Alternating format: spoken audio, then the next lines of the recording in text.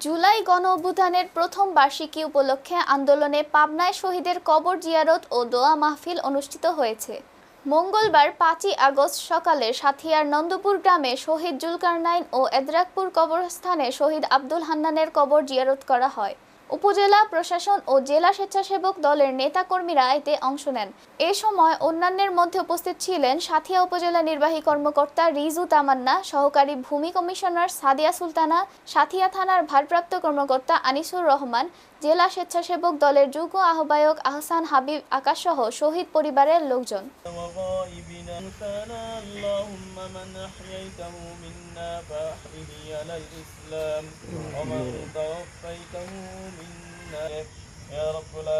একজন শহীদের কবরের পাশে দাঁড়িয়ে আব্দুল হান্নানের কবরের পাশে দাঁড়িয়ে আপনার সালামিন ফজিলতপূর্ণ আয়াত সূরা দোয়া ইস্তেগফার পরে আপনার শাহী দরবারে হাত তুলে দিয়েছি।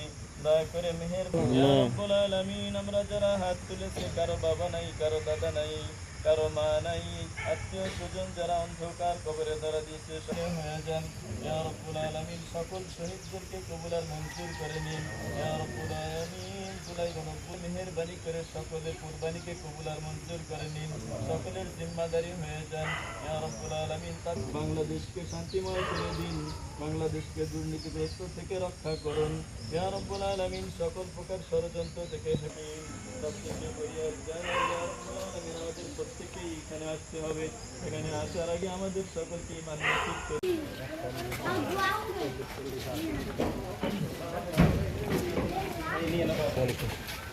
আসসালামু আলাইকুম।